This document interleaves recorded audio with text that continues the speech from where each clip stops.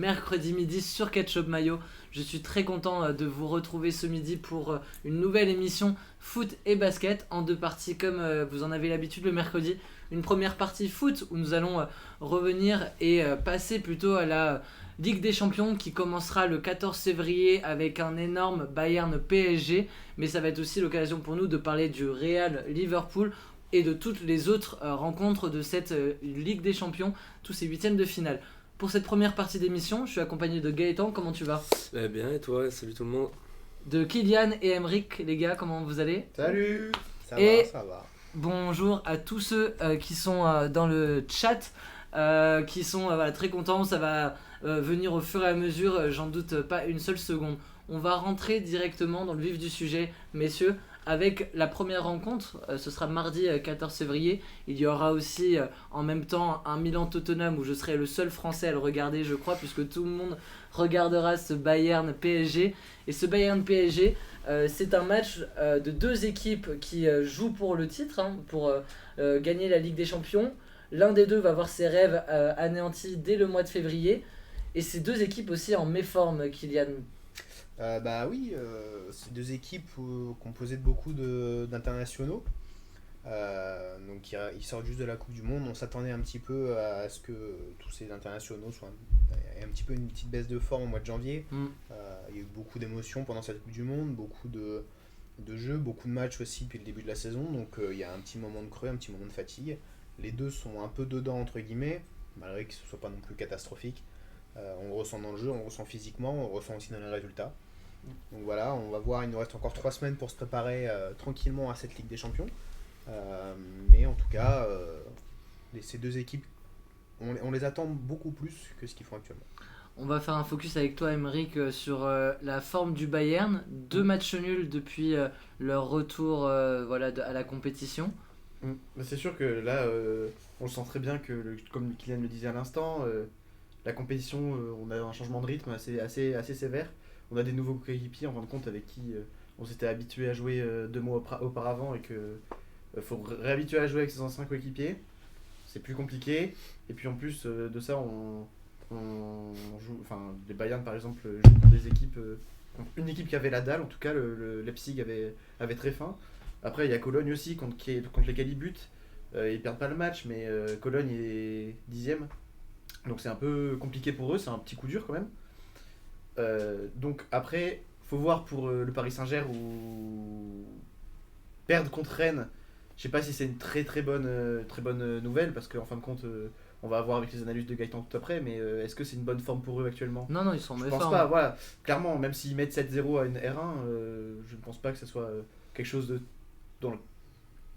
vantable. On va pas se vanter de ça en fin de compte. En tout cas, Gaëtan, c'était on voit plus vu qu'on est français et qu'on suit de plus près le PSG que le Bayern, la méforme récente du PSG. C'est aussi le cas en tout cas pour le Bayern. Il n'y a pas vraiment une équipe qui est au top niveau et l'autre qui est à la ramasse. C'est 2 équipes dans des formes assez similaires parce que tout n'est pas à jeter. C'est ce que nous dit Yazor dans le chat. Après, attention, c'est pas non plus la crise. Il n'y a eu que 2 défaites. C'est surtout que les mondialistes ont un peu de mal à revenir pour certains, mais j'ai aucun doute qu'ils se remettront vite. C'est vraiment ça pour le coup, c'est 2 équipes un peu en méforme et du coup c'est pour ça que les cartes elles sont un peu redistribuées aussi.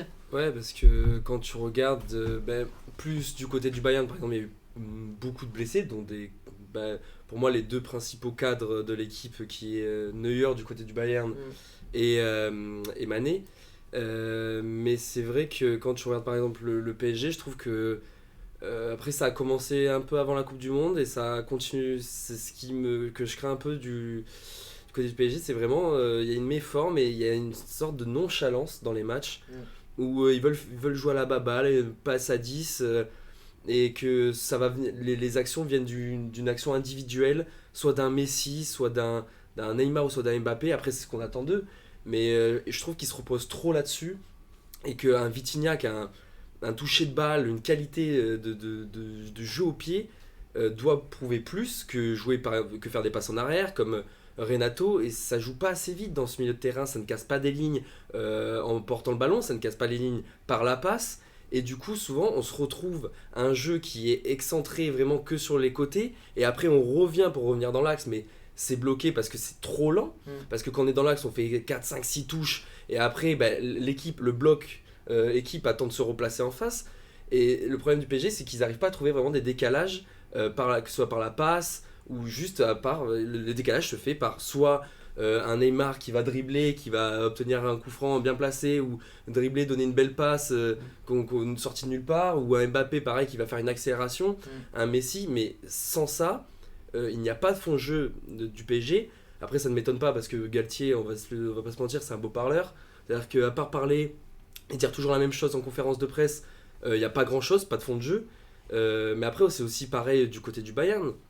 Le problème du Bayern, c'est qu'ils perdent Lewandowski. Ouais. Le jeu était axé vraiment du côté du Bayern sur alimenter cette surface de réparation avec des centres et avec des... C'était Lewandowski qui était en pointe et du coup, tu avais souvent de l'autre côté un Sané qui repiquait dans l'axe. Ouais, voilà, et un Müller qui vient toujours bien se placer autour de la surface aussi. Et malheureusement, c'est-à-dire que là, ils n'ont pas cette pointe haute comme un Mané par exemple qui s'est blessé, mais là ils ont Choupo-Moting, mais c'est pas non plus la qualité de Lewandowski qui va te faire des remises, qui a ce talent. Et je trouve qu'il manque cruellement aussi de vitesse dans le jeu du Bayern et de renversement. Avant le Bayern, c'était beaucoup de renversement de jeu, un Kimmich qui faisait l'aller-retour, qui renversait, et après un Sané qui allait provoquer, ça dédoublait. Et je trouve qu'il manque encore ça. Et du coup, je trouve que c'est deux équipes qui sont en difficulté, mais bien sûr, c'est post-Coupe du Monde et ça peut revenir à tout moment. Dans le chat, il y a Thibaut qui dit ils me font penser au Barça époque Valverde, ce Bayern. On ne peut pas comparer parce que, quand même, le Barça époque Valverde, même s'il y a eu des remontadas et tout, il y avait quand même de bonnes choses, mais c'est vrai que du côté de Barça Valverde, il manquait de l'âme dans cette équipe. Je trouvais que ça jouait beaucoup à la baballe, ça jouait très peu en contre-attaque. Alors le Bayern, on sait qu'ils sont très forts en contre-attaque et ça joue beaucoup moins en contre-attaque que ces dernières années. Et alors qu'ils ont quelle vitesse ils ont sur les côtés. Ouais, ils ont le moyen grave de faire quelque chose et bien ils sûr. pas à l'exploiter. Mais c'est pareil pour Paris. Avant, on voyait très bien, comme tu dis, des Renato, des Vitinha qui arrivaient à créer du jeu, à faire des passes, à pas regarder le ballon en 6 touches. Ils arrivaient à faire la différence en 1 ou 2 touches dans leur club, enfin leur précédent club. Et maintenant, ils n'arrivent plus trop à se trouver et plus trop à faire évoluer le jeu comme ils faisaient avant. Ouais, mais justement, je veux pas tirer encore sur les coachs et tout parce qu'on sait pas, hein, peut-être que c'est le joueur qui se sent moins à l'aise et tout. Mais moi j'ai l'impression que justement Galtier les a un peu stigmatisés, les cantonnés dans un rôle un peu plus peut-être défensif. En même temps, cette équipe est très offensif et du coup à juste tourner la balle et tout. Mais c'est peut-être pas leur style, tu vois, c'est pas des Busquets qui par la vision de jeu peuvent créer un décalage en une passe. Alors Busquets il joue à 2 à l'heure, mais juste par une passe, une vision de jeu, il crée des décalages. Alors que Vitinha et des Renato, ou même des Fabian Ruiz, ils sont un peu trop neutres et c'est pas eux qui vont créer par une passe. Eux ils sont plus peut-être à percuter et j'ai l'impression que Galtier, comme il sait que c'est une équipe très offensive et tout, il les retient un peu plus vers l'arrière. Kylian, quels vont être les points clés à surveiller dans cette rencontre pour toi? Quels sont les éléments qui peuvent faire basculer la rencontre dans un sens comme dans l'autre? Déjà, il y a le lutin, le magicien, qui peut faire basculer un match à tout moment. Donc déjà, c'est un facteur X à prendre en compte pour ce match. Va y avoir la forme de Mbappé aussi, ça va être important. Côté parisien, après côté bavarois, ça va plutôt être l'alchimie en fait qu'il va y avoir avec Mané probablement, parce que j'ai l'impression vraiment qu'il a du mal à s'intégrer dans cette équipe et que sans une bonne intégration de Mané pour compenser ce départ de Lewandowski, ça me paraît compliqué d'aller chercher ce PSG. Après, voilà, je pense que la réussite du Bayern sur ce match-là passera par une bonne entente, une bonne alchimie devant, avec une équipe qui va peut-être un peu plus jouer pour Mané que ce qu'ils ont actuellement, et leur forme actuelle, même depuis le début de la saison, c'est pas non plus exceptionnel le Bayern.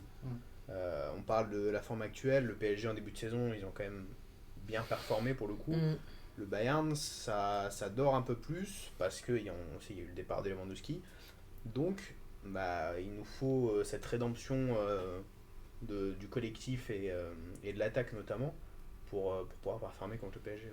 Il va y avoir les blessures qui vont être à surveiller. On parle dans le chat de Kipembe qui est blessé. Neuer, Mané, vous les avez cités. On va voir. Alors Neuer c'est terminé, mais Mané on va voir s'il sera là à temps, comment il va revenir, s'il sera à 60, à 80% ou s'il sera juste pas là. C'est évidemment des éléments à surveiller.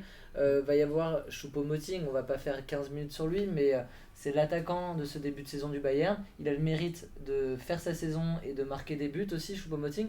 Il va retrouver le PSG dont il était l'attaquant, pas titulaire, mais il avait fait du bien à ce PSG qui allait jusqu'en finale de Ligue des Champions. Choupo-Moting, comment tu la vois cette match-up avec lui?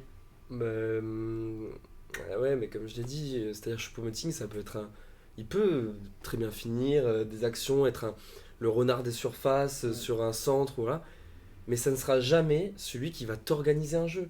Et ils ont besoin, le Bayern, d'avoir une pointe d'appui pour après écarter et après pouvoir remiser dans l'axe.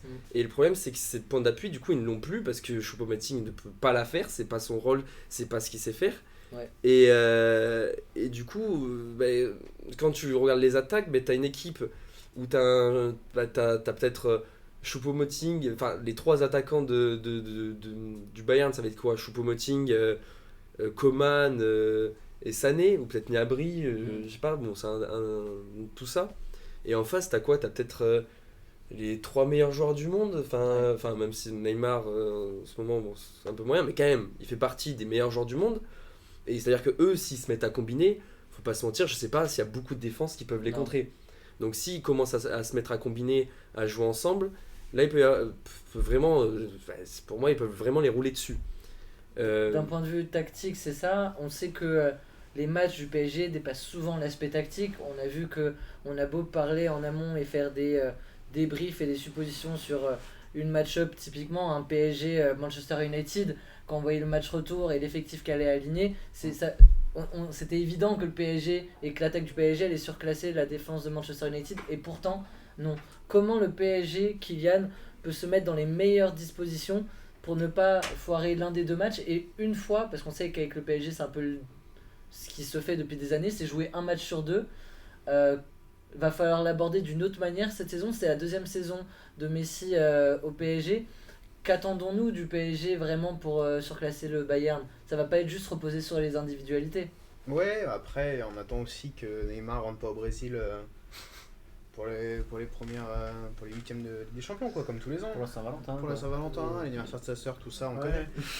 connaît. Non, mais plus sérieusement, je pense que c'est plus un problème de mentalité que de coach, parce qu'on voit que tous les coachs se succèdent au PSG et c'est toujours le même problème. On n'a pas un réel fond de jeu satisfaisant, on n'a pas une harmonie collective qui satisfait déjà les supporters et juste le jeu, en fait, le jeu prôné. Il n'y a pas vraiment d'identité de jeu dans cette équipe, je trouve. Et on se base un peu trop sur les individualités, donc est-ce qu'on se baserait pas sur un collectif plus fort plutôt que des individualités pour aborder cette Ligue des Champions, cette phase finale? Parce que on voit beaucoup que depuis maintenant quelques années, les Parisiens n'y arrivent pas dans cette Ligue des Champions. Ils font une finale pendant le Final 8 qui est un peu tiré par les cheveux, contre le Bayern d'ailleurs. Ouais. Ouais. Ils sont à deux doigts de se faire sortir face à l'Atalanta. Hein. Et voilà, c'est Ouais, ça, c'est et ça, c'est c'est un très peu- compliqué. Après, ils font une demi, mais pareil, un peu tiré par les cheveux. Choupo qui les qualifie. Ouais, c'est Choupo Avec qui Choupo, qualifie. bah oui, avec Choupo aussi. Bien sûr. Donc voilà, il manque quelque chose, il manque ce supplément d'âme, je pense, pour les Parisiens. Et Et ce qui est pas rassurant, c'est qu'ils l'ont pas cette année, ce supplément d'âme. On a l'impression qu'au niveau de la Ligue 1, c'est bis repetita des dernières années, que malgré le changement de coach avec l'arrivée de Galtier, malgré le changement de direction avec une identité un peu plus made in Ligue 1 aussi, la mayonnaise elle prend évidemment parce que Paris reste une très belle équipe cette saison, mais en tout cas on sent pas qu'ils ont fait un travail, ou en tout cas que l'équipe a évolué par rapport à l'aspect mental, la manière de cadenasser une rencontre, mener 2-0 à la mi-temps, propre, net, sans bavure. Le PSG ne le fait pas plus que des années précédentes cette année. C'est normal, c'est qu'ils peuvent pas le faire. Ils ont pas de vrais mecs défensifs. C'est-à-dire que déjà, ils mettent Sergio Ramos aux dernières rumeurs. Sergio Ramos, dès qu'il sort des matchs, il attend un fauteuil roulant. Parce que frère, c'est un papy.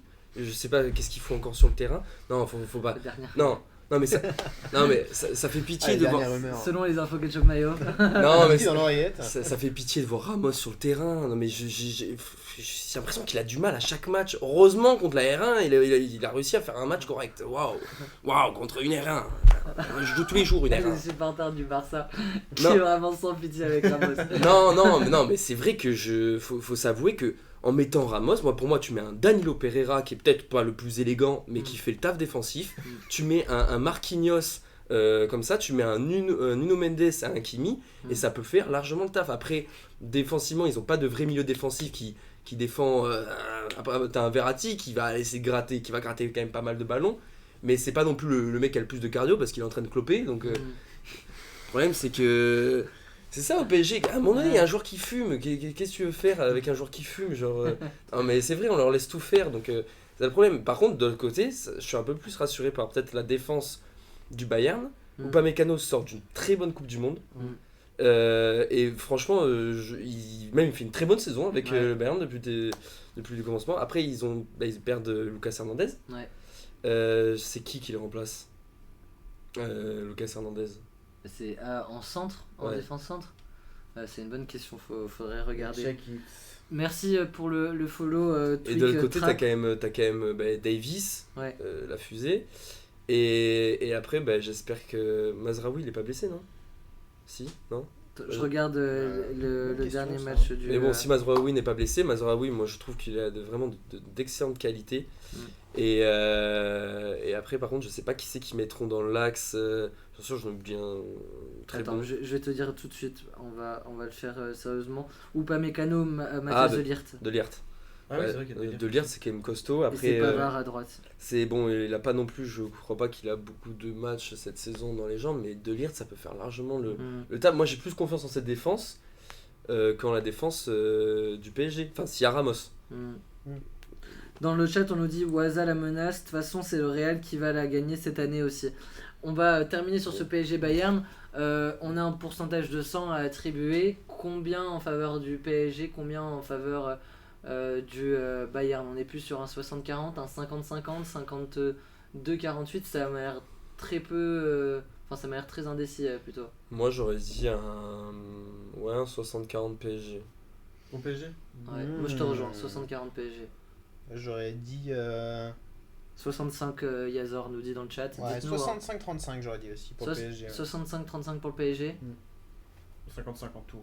50-50. Ouais. Et Hulgot qui bien. nous dit un bon 60%. Ouais. On continue avec un autre match qui nous intéresse. Tu nous as fait la transition Waza la menace. Ce Liverpool-Real avec un Real Madrid deuxième cette saison qui est vraiment aux portes du Barça. Il y a 3 points je crois qui les séparent. Et un Liverpool qui connaît une saison très compliquée mais qui par contre de mémoire a carburé en Ligue des Champions sur la phase de poule. Messieurs, cette match-up là on la prend comment? On a un Real qui joue l'effectif va pas trop changer, mais globalement on a un Benzema qui est moins en forme que la saison dernière. Après le Real ça a commencé crescendo pour finir au sommet. Kylian, comment tu vois cette match-up? Bah, mais de toute façon, on a Liverpool qui a fini deuxième de son groupe, si je ne dis pas de bêtises, derrière Naples. Oui, c'est ça. Je crois que c'est ça. Hein. Attends, oui. Oui, c'est ça, oui. Ils ont battu Naples une fois, mais après Naples a tout gagné, il me semble. Oui, Naples à un moment donné les a. Donc ouais, on a Liverpool qui passe un mauvais championnat, clairement. Ils sont pas bien du tout et ils n'arrivent pas à enchaîner les victoires et les résultats satisfaisants. Encore le nul contre Chelsea ce week-end était très pauvre dans le contenu. Et de l'autre côté, on a un Real qui perf un petit peu moins que l'année dernière en championnat quand même. C'est pas non plus incroyable. Un Real qui reste quand même deuxième juste derrière le Barça. Mais c'est pas non plus un grand Barça.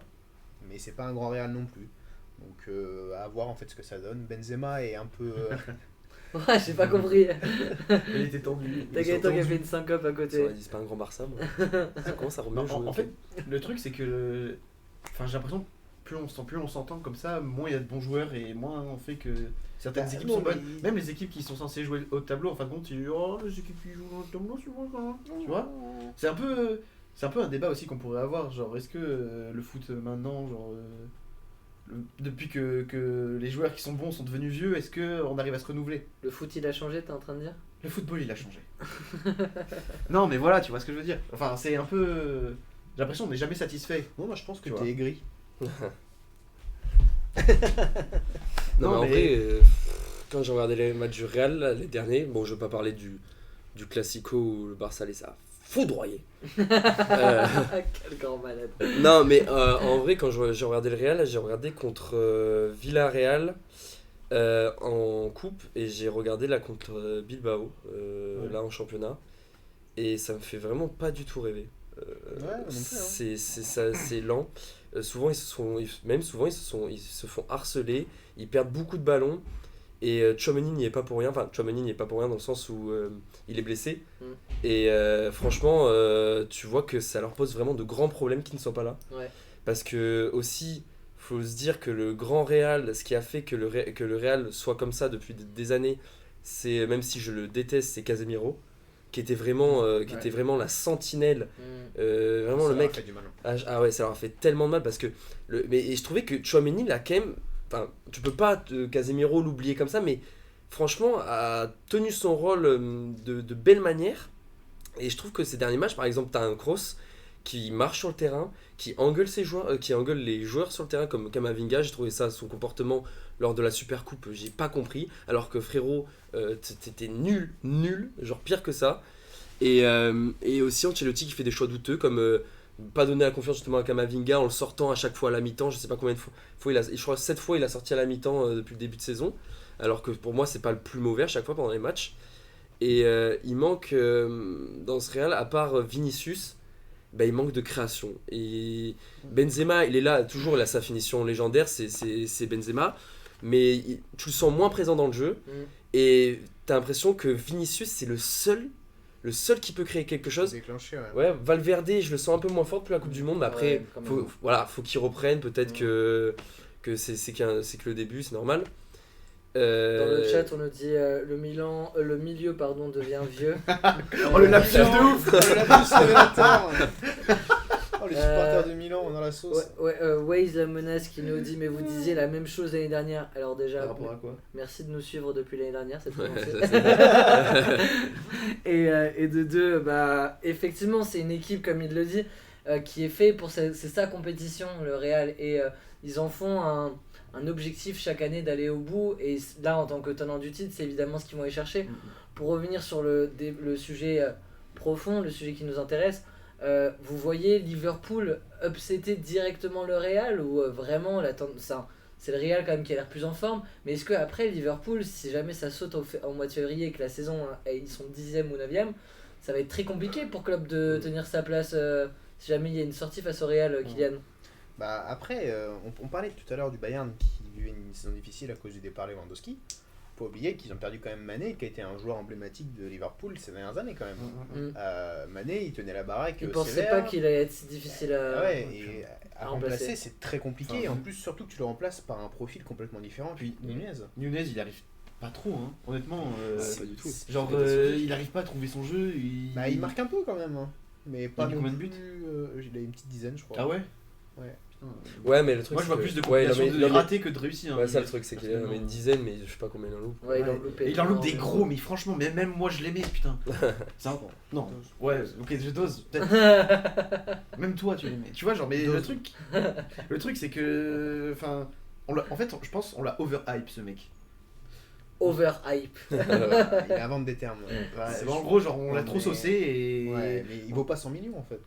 Oui, mais bien sûr. Non, Oui, je pense mais que c'est Est-ce pas le qu'il se problème. profile une C'est carrière juste que d'Andy genre- Carroll ou... Le truc, c'est qu'au Portugal, c'est pas le même championnat qu'en première ligue et. Non, je genre, pense qu'il avait quand même en un Ligue des potentiel. En Ligue des Champions, on a vu quand même de très belles choses. Bien Je pense sûr. il a vraiment quelque chose, sauf que je pense qu'il n'a pas la confiance qu'il avait au Benfica où Oui, voilà. bah, il était, je sais pas, il était dans une équipe que je pense qu'il connaissait depuis pas mal de temps. Et là, il arrive directement en première ligue dans une grosse équipe. Peut-être qu'avec Klopp, bah, ça fit peut-être un peu moins bien. Et du coup, quand un attaquant t'as pas cette confiance, et ben forcément tu loupes et tu te mets en doute. Et après, plus tu loupes, plus tu te mets en doute. C'est un cercle vicieux comme ça. Après, il y a le droit d'avoir un round d'observation aussi. Ouais. Bien sûr. Attention, hein, on Bien est sûr. sur des Oui, jeunes mais joueurs. quand même dans une sûr. saison. Tous les attaquants ne sont pas des Haaland et des Mbappé. Il y a Bah aussi oui, des attends. attaquants. Il faut un round d'observation. Tu passes du championnat portugais au championnat anglais, qui est bien plus rugueux, qui est pas du tout le même climat non plus, qui est bien différent. t'as le droit d'avoir 6 mois, voire 1 an, des fois ça peut prendre du temps. Hein. Le foot aujourd'hui ça va tellement vite que c'est à dire que oui, par exemple là on dit qu'il vaut même pas 20 millions, ça se trouve dans même pas ça se trouve dans 2 ans il va être potentiellement dans le truc Ballon d'Or, on sait pas. Mais limite, vaut mieux qu'il soit pas bon ou qu'il mette plus de temps à être bon dans une saison à jeter à la poubelle pour Liverpool plutôt qu'à l'inverse, il soit dans une saison Liverpool cartonne et que lui reste muet. Là, toute l'équipe sombre, ça va être une saison noire pour Liverpool. Donc on va pas taper tout de suite sur Darwin et ce sera pas le premier qu'on va dégager. Je pense que le problème est ailleurs. Par contre, c'est sûr que l'année prochaine, il va falloir montrer que tu as du talent et que tu peux t'inscrire dans le monde du... Pourquoi tu me regardes comme ça? Donc pour toi, c'est Klopp le problème ou... À Liverpool, Ouais. pour moi c'est tout sauf un problème Klopp, mais peut-être que c'est un autre cycle qu'il faut Ouais. et que Ouais, Klopp on en a va parlé être la le dernière premier sacrifié. Des carrières comme des Sir Alex Ferguson, ça va être vraiment... Enfin, je pense pas qu'on verra ça dans le foot moderne. En tout cas, si... Le foot est fait de cycles, maintenant ça va très vite. Tu peux sacrifier une saison, peut-être que Klopp aura son joker et du coup restera là avec une espèce de reconstruction très rapide où il va falloir remettre de l'argent. De toute façon, ils peuvent le faire, les clubs anglais. Tu peux passer du tout au rien d'une saison à une autre. Mais à mon sens, Klopp, ça fait déjà un moment qu'il est là. Je crois qu'on est pratiquement sur la 7ème ou la 8ème année. Bon, on n'est pas loin. Ouais. Peut-être que oui, c'est un nouveau entraîneur qui doit insuffler un nouveau souffle. Salah, Van Dijk et tout, ça, c'est des joueurs de 30 ans, donc il leur reste 3-4 grandes saisons. Mais peut-être que finalement, il va falloir un nouveau coach pour encadrer cette jeunesse un peu de Liverpool. Le cycle est fini, un peu comme ça a été Allegri et la Juve, en fait. Mais en tout cas, si je suis un club et que Klopp est sur le marché des transferts, ouf, moi je Voilà. vire mon coach, je le prends direct. Ah oui, non mais voilà, c'est ça. Qu'est-ce que je le trouve fort ce coach. Mais par exemple, Liverpool, là, je les vois pas gagner contre le Real du fait que quand ils ont été bien, quand Liverpool a été bien, que ce soit en championnat, pour moi ils ont performé, toujours en Ligue des Champions, ils ont fait vraiment de grosses performances. Et par exemple, quand ils ont eu des coups de moins bien, je sais pas si vous vous en souvenez, mais c'était avant, enfin à l'arrivée du Covid, c'était après leur titre, je crois, ouais, après leur titre. La saison d'après, ils ont un coup de moins bien, que ce soit en championnat ou du coup en Ligue des Champions, ils sont un peu moyens. Et ils se sont fait éliminer contre l'Atlético qui était vraiment. Atlético, pareil, c'était. Ça, c'est tous les ans. C'était pas beau, et justement, et du coup à chaque fois quand je vois que Liverpool est un coup de moins bien, je les vois pas réagir en Ligue des Champions, donc je les vois pas réagir face au Real, même si le Real est moins bien, j'arrive pas à voir les armes qu'ils ont pour pouvoir évincer, surtout que quand même le Real ont plutôt une bonne défense, tu vois. Donc, À qui l'avantage du coup? Combien? Ouais, c'est 70-30 Real. 70-30 Real. Je vois pas moins. ouais, moi je vois. Ouais, peut-être Lyon, elle est 75-25 parce que je dirais. Ouais. Vraiment, c'est l'expérience du Real qui fait tout, quoi. Ouais, pareil. Moi j'aurais même dit 80-20, mais. Ah ouais. Waouh. Ah ouais, non, moi je mets moins. Je mets un 63. 1,2 le relou. 63-37. 75 Real, ça minutes d'enchette. Non, 60, et évidemment pour le Real, un 63-37. Parce que le Real a l'avantage, mais Liverpool peut aussi se dire on n'a plus que ça à jouer cette saison et faut y aller. Et en fait, j'aurais dit ça, mais ce qui m'a fait changer d'avis, c'est qu'en Coupe du Roi, ils perdaient 2-0 contre Villarreal à la mi-temps. Et ils se faisaient manger. Mais quand je te dis manger, c'était limite le Barça encore c'était fou comment le Real ne voyait pas le jour. Et en deuxième période, le jeu était un peu mieux. Ils arrivaient mais ils ont réussi à gagner 3-2.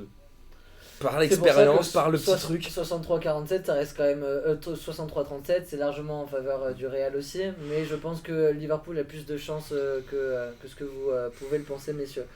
On avance parce qu'on on a mis beaucoup de temps sur ces deux matchs et il fallait aussi en attribuer. On va traiter les autres matchs de la manière suivante. D'abord nos pronostics avec le même schéma qu'on vient d'utiliser et ensuite rapidement pourquoi cet avantage-là vous le donnez. Leipzig City. City. Ouais. City. D'accord, là. On dit les pourcentages aussi Ouais, une fourchette. On est sur fourchette.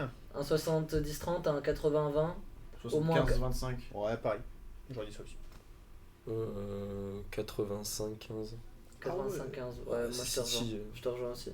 Ouais, mais attention, parce que City, on sait que ça a toujours du mal avec des champions. Ouais, mais Leipzig, je les vois pas. Et cette année, City, c'est pas non plus Oui, bah oui. exceptionnel de fou. À Oui. part Haaland qui. Bon, Mais justement, moi Justement, alors, voilà, c'est ça le problème. C'est lui, là, il va le arriver. facteur X. Ouais, Non. 99% City, on nous dit dans le chat. Ah non, ouais, Je vois pas du. 75, Je c'est pas bête, hein. vois vraiment pas le Moi, je me Leipzig. dis, il y a moyen que faire sur le quelque premier match, chose. il se plante. Enfin, City. Il plante ou il se plante Il se plante. Et il plante Et après, il plante. Qui ça City. Non, je pense que les 2-3 matchs là qu'ils ont fait d'un peu mauvais, je pense que ça les a un peu. Ouais, non, là, ils mais- mettent là, ils gagnent 3-0. Bon, après, c'est contre une équipe pas terrible, mais je pense. Non, franchement, je pense qu'ils vont revenir bien. Ouais. Et Haaland, bon, voilà. Inter Porto. Pas facile, mais. Ils sont comment l'Inter en ce moment? Ouais, ils sont pas mal, l'Inter, je trouve. Parce que l'Inter, Bah, ça ils ont revient perdu bien. 1-0 contre Empoli ce week-end. Oui, bah. Ils vont perdre Mais ils nous Skriniar, ont, là. après, est-ce que- ils oui. nous ont tapé 3-0 en Super Coupe d'Italie. Voilà. Oh. Non, il y a un Lautaro Martinez qui survole cette équipe. Il y a Hakan Çalhanoğlu qui réalise une bonne saison aussi. La seule interrogation, c'est est-ce que Skriniar va partir dès ouais. cet hiver ou quoi, et ça peut vraiment rabattre les cartes défensivement pour l'Inter. Après, ça reste une équipe solide. Porto, c'est une équipe qui a l'habitude d'être là en Ligue des Champions saison après saison. Il y a toujours le fameux Pepe aussi qui est en charnière centrale. Messieurs, c'est quoi? C'est plus un. Moi, je dirais un 60-40 Inter. pour l'Inter. Je te Ouais. rejoins. Pareil. Allez, On est 60-40 d'accord, Inter. incroyable. On est tous Oh, d'accord. deal. 60-40 Inter de notre côté. Francfort-Naples, deuxième équipe Oh bah. italienne. Bon, bah là, là. Désolé, en Naples. Désolé, Francfort, pardon. Vous êtes Ouais, gentil. Naples, c'est trop fort. cette année. Francfort, c'est combien? C'est Cinq. deuxième de Bundesliga? Hein Non, non. Mais non, c'est pas 5 qui Ah était non. fou. Je suis fou, pas non deuxième. Hein. Non, moi Ils je sont suis fou. 3ème, hein. C'est deuxième ou troisième Truc du genre. de Je sais pas, Bundesliga? mais c'est pas deuxième, je crois que j'avais Regarde, regardé. regarde, Attendez, deux secondes, c'est que ça. Ils sont hauts, Francfort, hein. Loading. 70% pour Naples, on nous dit dans le chat, trop fort en ce moment. Évidemment que Naples. Ouais, ils sont est- forts en ce moment, même si Francfort c'est chaud, mais bon. Non, mais franchement, Naples, Je les vois pas. c'est- Hein, Naples, ça joue cette trop année, bien. Ça joue Ah. trop bien. Je capte pas. C'est vraiment un collectif rodé, huilé. Enfin, même. Non, franchement. Ah si, c'est bon. 60, ouais, 70-30. 70-30. Ça claque des fesses hein, Na- quand même, Francfort en ce moment. Bah oui. Naples, Ça claque des ils ont, fesses. ils ont été éliminés en huitième de finale de la Coupe d'Italie. Grosse surprise d'ailleurs cette ok. défaite Majeur.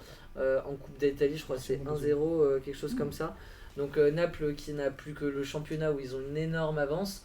Ce match de Coupe d'Italie où ils sont éliminés, c'est évidemment une déception pour Naples.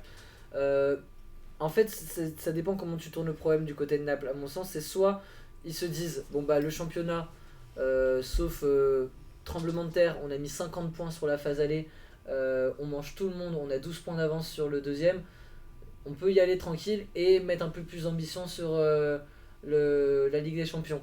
En revanche, ça révèle aussi que en dehors du championnat d'Italie, Naples, même si ça a roulé sur la Ligue des Champions en phase de poule, ils sont capables de perdre des matchs et c'est pas non plus une énorme expérience européenne. Donc à voir aussi comment ils se retrouvent si jamais ils sont menés au score face à une équipe de Francfort qui eux ils vont jouer complètement libérés.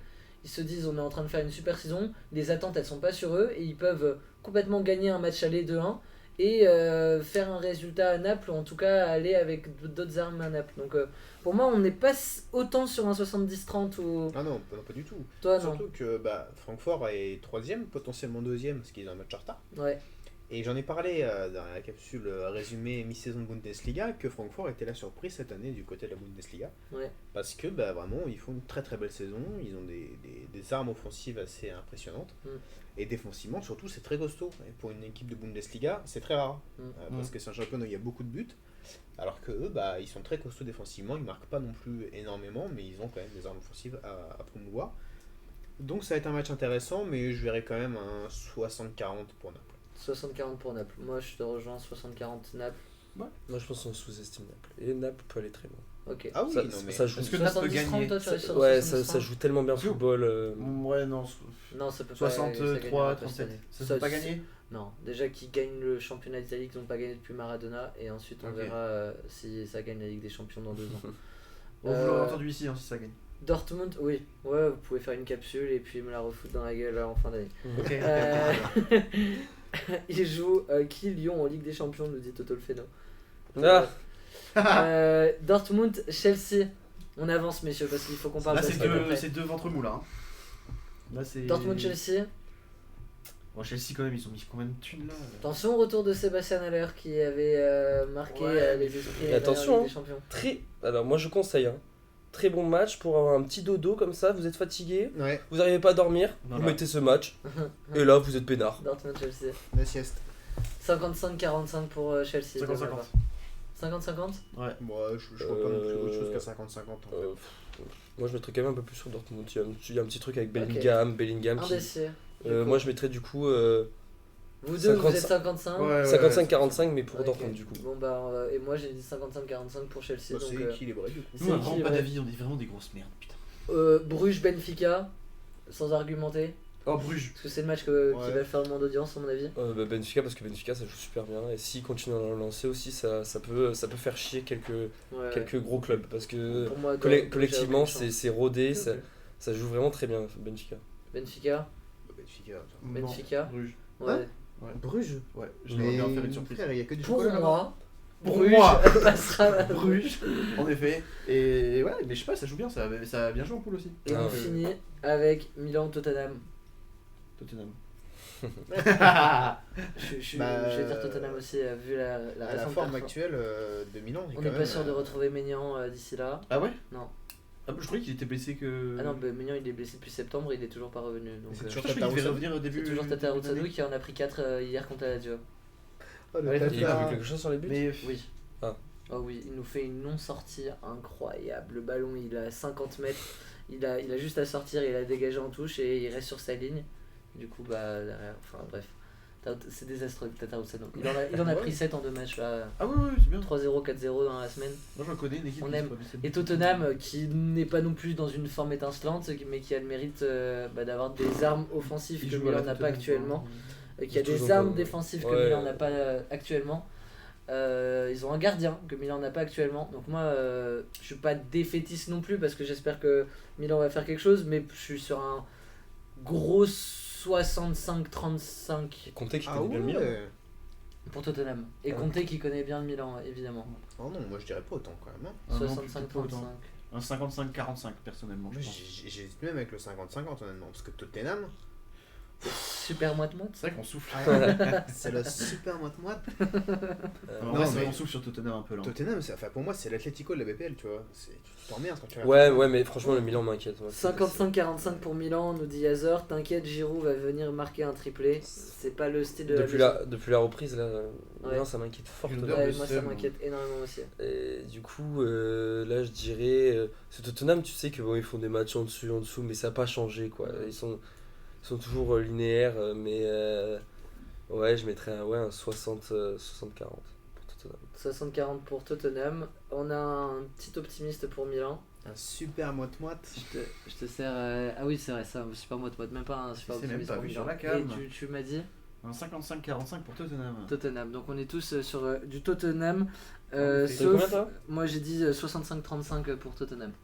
Ah ouais, ok. Non, moi je vois pas Milan. C'est vrai que- Vraiment, je les regarde de près tous les week-ends, à chaque match. Et là c'est. Faut y croire. La crise elle est trop profonde pour que on s'en sorte et on arrive à faire un exploit face à Tottenham. Merci messieurs.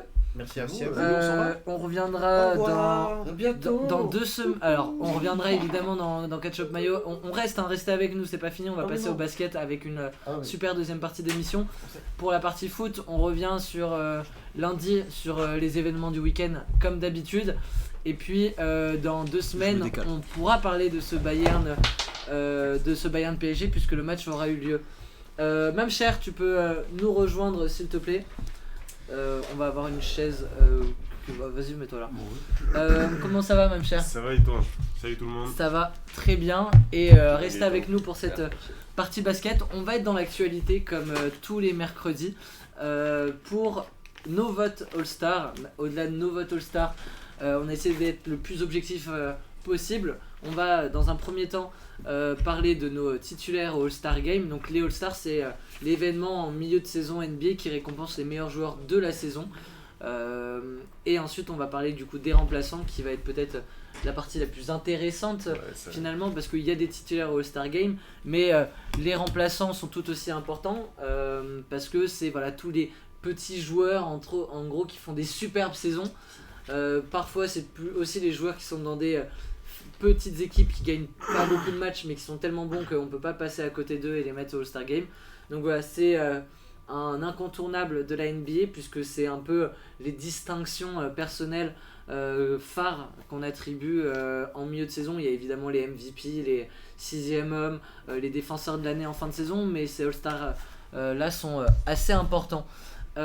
Et ensuite on finira sur un petit pari LeBron James qui nous a mis 46 points contre les Clippers hier. Ça y est, c'est officiel, il a marqué plus de 40 points contre chaque équipe de NBA. C'est la stat, elle est complètement folle. Donc on va se poser la question, il est à moins de 180 points, je crois, il a 178, j'ai vu 178 points de record all-time du nombre de points inscrits en NBA.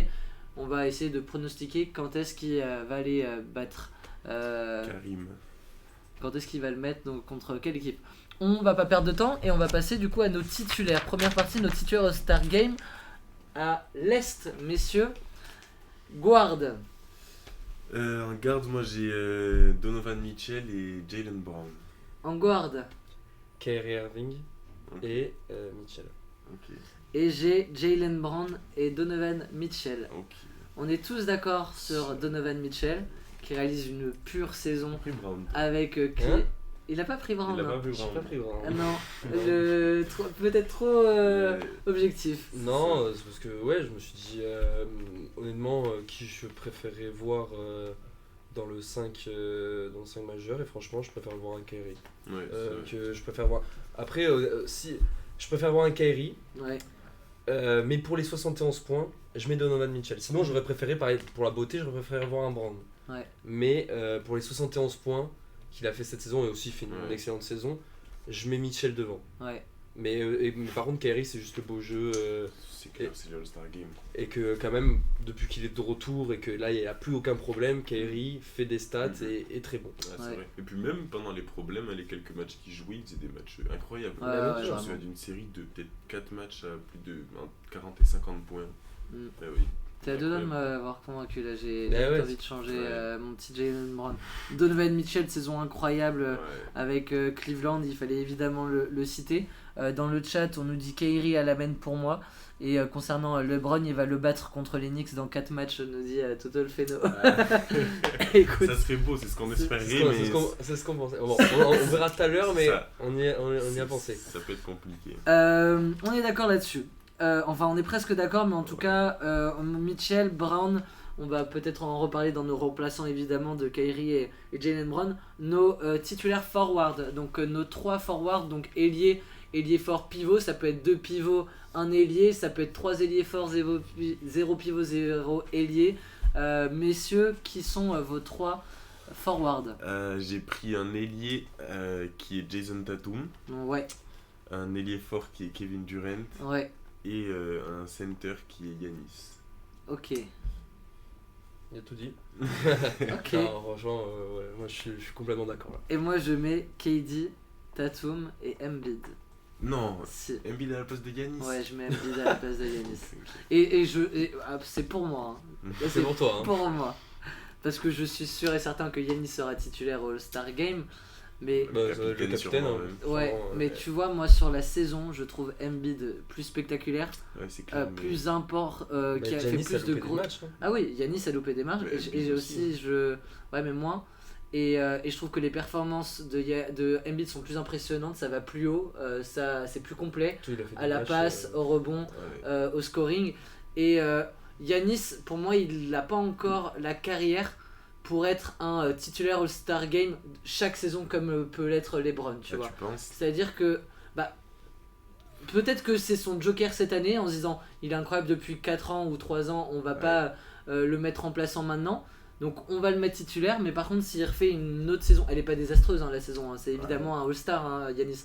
Mais par rapport à Embiid, KD et Tatum, pour moi c'est le 4e dans cette hiérarchie de forward cette année. Donc du coup, je mettrais plus Embiid et je mettrais Embiid titulaire. Mais voilà, vraiment, il y a une conversation et le débat est complètement ouvert là-dessus. Je sais pas ce que vous en pensez dans le chat.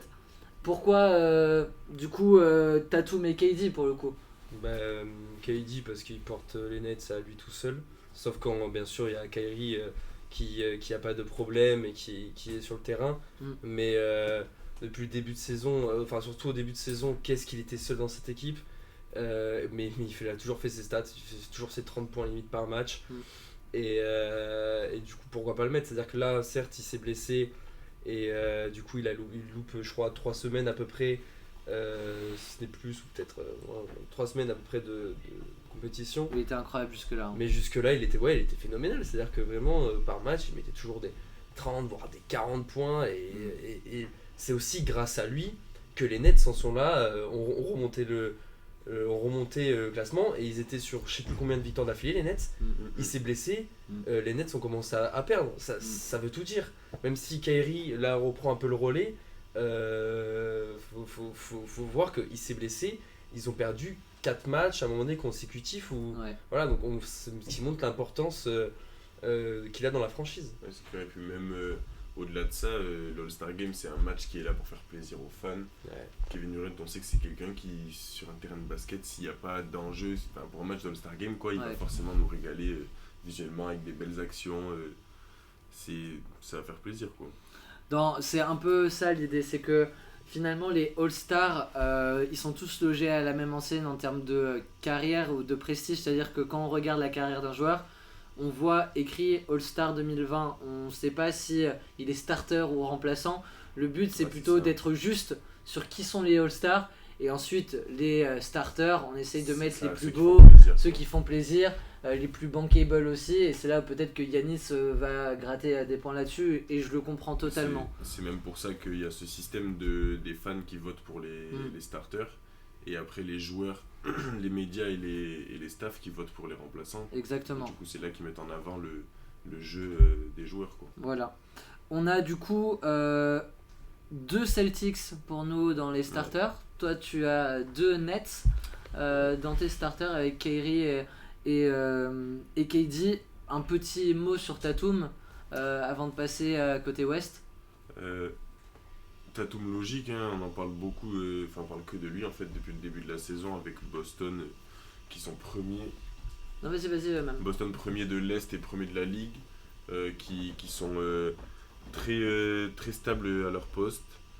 Tatum il est dans le débat des joueurs de la semaine presque tous les lundis, donc je pense logique de le retrouver ici comme dans les meilleurs scoreurs NBA.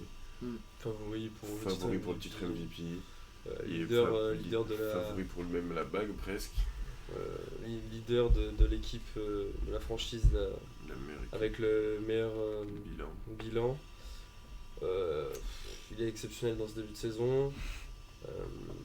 Voilà, il est injouable, hein. C'est un Tatum au plus haut niveau un niveau auquel on l'espère et même voir au-dessus des espérances, quoi. Et c'est pareil pour Brown, c'est pour ça que je l'ai mis là, c'est que Brown c'est un joueur, il y a eu pas mal de doutes sur lui au début de ses années avec les Celtics et j'adore le voir à un niveau exceptionnel comme cette saison, quoi. Dans le chat on nous demande si on est du Pays Basque. J'ai l'impression d'avoir déjà vu Mamcher dans mon école. Ah bon? Ouais, je suis du Pays Basque totalement. Bayonne, Biarritz représente. Voilà. Et Feria, c'est lui. C'est donc ça.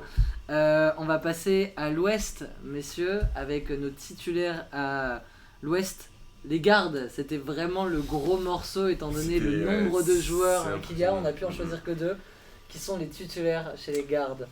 Moi, je me suis mis d'accord avec toi à 50%. J'ai bougé Shai juste pour ce que je disais tout à l'heure de la beauté du jeu, tout ça. Donc vraiment, j'ai pris Curry et Ja. Je pense que c'est ceux qui sont capables le plus de nous divertir pendant ce All-Star Game. Donc, Curry avec ses tirs du milieu du terrain à chaque All-Star Game. Ja avec ses dunks du milieu du terrain. Ça peut être assez incroyable. Curry et Ja, Donc pas Doncic, Pas pas Doncic. Shai non plus. Parce que maintenant vous connaissez un peu nous connaître, on a nos petits préférés avec même cher. Vous savez que moi je suis un grand fan de Ja, vous savez que c'est un grand fan de Shai. Là, un grand fan de Boston, donc Voilà, c'est un pas grand fan de Boston. Brown. Donc quels sont tes titulaires gardes? Moi, bien sûr, Curry, parce que voilà, spectacle. Et Ja, oui, c'est vrai. Non, j'ai pris Tatum, j'ai pris Doncic, je rigole. Doncic et Curry, ça? Ouais, Doncic et Curry. Non, C'est pas parce moche. que. Hein. C'est pas moche. Non, mais c'est pas moche, moi, c'est pas ce que tu disais tout à C'est ce l'heure. que j'avais au début aussi, regarde, ce que j'avais au début. Non, Non, c'est moche, non. le jeu est moche, le Doncic, c'est Non. pour ça que je l'ai viré. Le jeu n'est pas beau, le jeu n'est pas beau. On va dire ça. Le débat n'est pas là. Non, non, moi je trouve que Doncic, écoute, il brise des reins, frère. Bon, Non, là, il y ça, aura c'est pas. sûr. Bon, là, il y aura. Là, il y aura pas de dé- rang brisé. Il y aura pas rien de bonnet parce que, frère, la défense, elle est. Il n'y aura pas de rien, juste. Mais. Non, parce que Doncic, il est capable largement de mettre des paniers de milieu de terrain, lui aussi, il est Ah ouais, polyvalent. non, clairement. Il peut te sortir des vrais dingueries parce que pour moi il a un vrai shoot, il a un vrai toucher de balle et du coup moi je le préfère parce que aussi pour la saison qu'il fait où il assume vraiment cette saison d'être futur MVP numéro 1 de la NBA et c'est aussi pour le récompenser vraiment de la grosse saison qu'il fait. Et ben moi j'ai mis Ja et Doncic, donc on a un espèce de C'est trio où deux ont mis Curry, deux ont mis Ja et deux ont mis Doncic, Ouais. donc on n'arrivera pas à se mettre d'accord. Dites-nous dans le chat quels sont les deux titulaires. Normalement ça devrait être Doncic Curry Doncic, Curry. en termes Doncic, de- Curry, c'est sûr. en termes de Popularité. niveau, de Non, on a pas popularité. hésité avec Shai, non Non. Shai, bon, ouais, Shai, non, forcément. Shai, au niveau popularité, il est pas encore au niveau Mais de Doncic, Ouais, Curry, en vrai- Ja, quoi.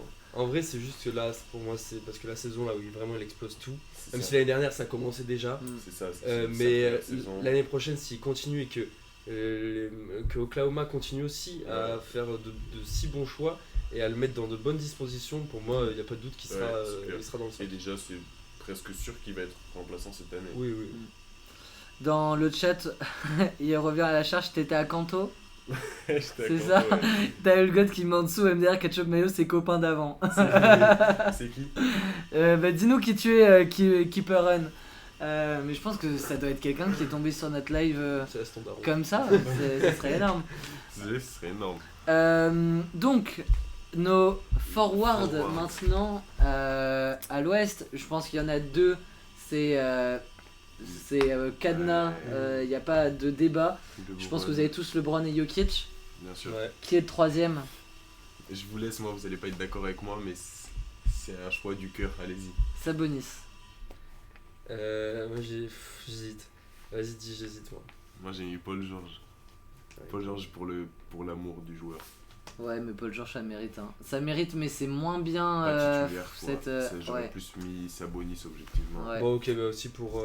Je vais récompenser le début de saison qui fait que personne n'attend à ce niveau-là, je vais mettre Markkanen. Markkanen. Markkanen, T'es en ouais. titulaire. Toi, Ouais. tu mets Markkanen en Bah titulaire. écoute, Oh, j'hésitais avec Zion parce que Zion me fait rire. Et du coup, Ouais. t'as pas d'ailier. Hein T'as pas Oh, d'ailier. ça du va. coup. Ah, Oh, LeBron c'est aussi, ça. LeBron. J'ai Ouais. envie de te dire, Ouais, est-ce ouais. qu'il y a. Est-ce qu'il y a des Il y a un postes truc dans ce- tactique. C'est vrai, c'est vrai. Parce que- Ok, mais alors du coup, on n'est pas d'accord sur ces joueurs. Donc LeBron, Jokic, évidemment, deux joueurs déjà all-time, si ce n'est il y a un GOAT peut-être qui se cache là. Vous verrez prochainement Faut sur voir la capsule. les réseaux de Ketchup Mayo si LeBron est le GOAT ou non. Évidemment que la conversation est avec Michael Jordan. Peut-être qu'il y a du Karim Abdul-Jabbar qui s'en approche, mais voilà, la question se posera entre ces deux-là. Kobe. Jokic. Jokic qui tourne en triple-double, qui est double MVP en titre et qui est premier de la conférence Ouest, donc zéro débat non plus sur Jokic. Maintenant, on a du Lauri Markkanen qui avait fait vraiment les beaux jours de Utah et qui permet à Utah. Sabonis, pareil, hein, un peu dans le même range, mais en étant bien plus haut que Utah pour le coup, puisqu'ils sont troisième les Sacramento, et que lui aussi, ça fait quelques semaines qu'il tourne à peu près du triple-double, en tout cas, il en est très proche, il fait un match sur deux quasiment en triple-double à chaque fois. Et toi, tu nous as mis Paul George. et Paul George, qui a bien commencé la saison et qui maintenant est un peu plus dans l'ombre de Kawhi. Hein. Ouais, c'est clair. Mais ouais, Paul George, moi j'ai juste envie de le voir jouer, de le voir reprendre confiance au niveau des fans. Parce que c'est vraiment là le problème, j'ai l'impression depuis quelques années, c'est qu'il a pas le soutien des fans derrière. Et en NBA, c'est quelque chose d'assez difficile quand même de garder une carrière solide sans avoir les fans. Parce que pas de fans, ça veut dire pas de médias.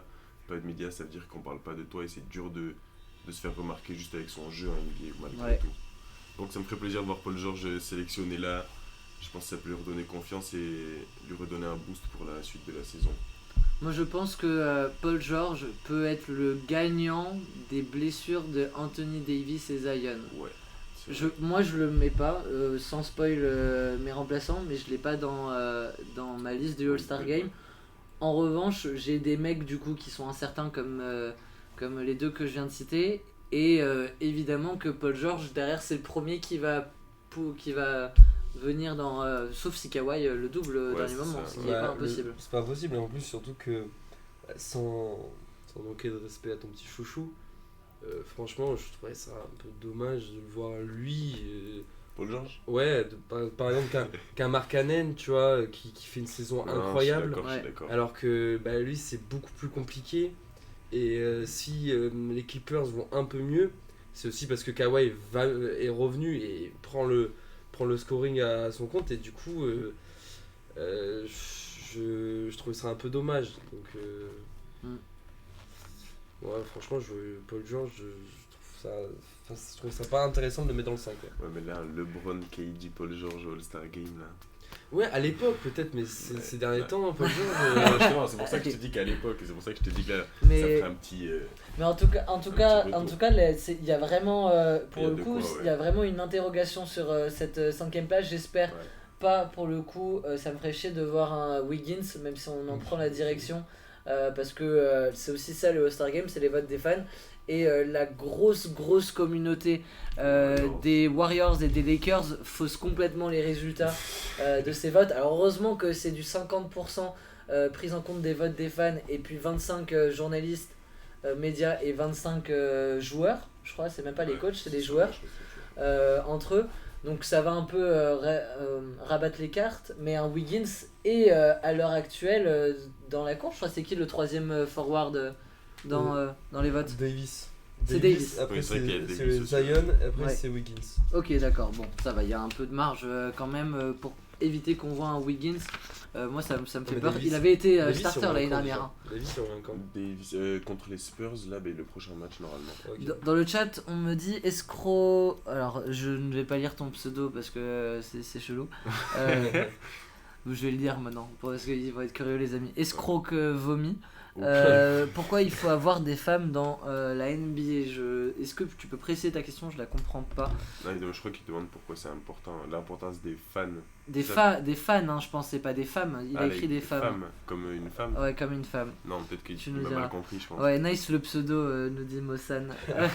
Clairement. Il y a des gens qui jouent pour les femmes. Donc, Il y a des on gens qui récapitule jouent en parce que poule, ça va Kyle nous Kuzma, servir qu'on connaît. pour notre Dans la capsule. Ça À fait l'Est, six métis, là. messieurs, à l'Est, Pardon. nous avons Mitchell, assurément. Brown, Curry, ça dépend. Kyrie Irving, Brown. KD, Tatum, validé. Et on hésite entre Embiid et Giannis, mais plutôt, voilà, si je me plie à la majorité, c'est Giannis qui rejoint KD et Tatum. À l'Ouest, on vous laisse vous démerder avec les guards parce que nous avons Ja, Doncic et Curry à égalité. LeBron, Jokic. Et puis si on devait se mettre d'accord sur un seul parmi Markkanen, George et Sabonis, ce serait qui? Moi, je serais plus sur Sabonis, étant donné la saison de Ouais. Moi, Sacramento. je pense que c'est les mêmes types de joueurs. Qui sont passés 3ème en Sauf plus, que là. t'en as un qui est en 3ème et l'autre qui est C'est ça, quoi. 10ème ou 9ème, Ouais, tu vois. je- Voilà. Sabonis qui complète nos titulaires. On passe aux remplaçants parce que ça va être la partie intéressante, messieurs. Nos guards remplaçants sont À l'Est. à l'Est. À l'Est, j'ai. Après, je sais pas si j'ai mis dans l'ordre. J'ai Kyrie déjà Ouais, moi aussi. et DeRozan. Ok. Kyrie et DeRozan. j'ai. Ok, Kyrie et DeRozan. Tu as. Du coup, j'ai. Attends, c'est où ça? À l'Est? À l'Est. Ouais. Dans les guards, j'ai Brown. Oui, que t'avais pas mis, ouais. Ouais. Ouais, et pareil, DeRozan. Et DeRozan. Ouais. Ok. Et moi, j'ai Kyrie et Garland. Ouais, moi Garland, je l'ai peut-être après. Toi, tu l'as peut-être après. Ok. Venez, est-ce qu'on complète tout de suite tous les guards d'un coup? Non, on va se garder les deux wildcards. Donc, Brown, Kyrie, on va pas refaire le débat. On en a parlé tout à l'heure. Ils sont soit titulaires, soit remplaçants. Mais en tout cas, ils sont dans ce range-là. Vous avez dit tous les deux de Rosanne, pour le coup. Que moi, spoiler, je ne l'ai pas dans ma liste All-Star. Pour le coup, il est même pas dans mes... parce qu'il y a un autre joueur que j'aimerais mettre en avant plus tard dans mes petites wildcards. De Rosanne, et moi du coup j'ai l'ami Garland. De Rosanne, parlez-moi-en du coup, parce que parlez-nous-en, parce que c'est un joueur qui réalise une super saison individuelle dans une saison plus compliquée quand même pour Chicago. C'est ça, ouais, c'est à peu près la seule lumière de cette équipe de Chicago cette année. On a Zach qui est bon sur quelques matchs. Mais DeRozan, c'est un joueur que j'aime beaucoup. J'ai déjà comparé à Michael Jordan sur le style de jeu. Beaucoup de tirs extérieurs, peu de déchets.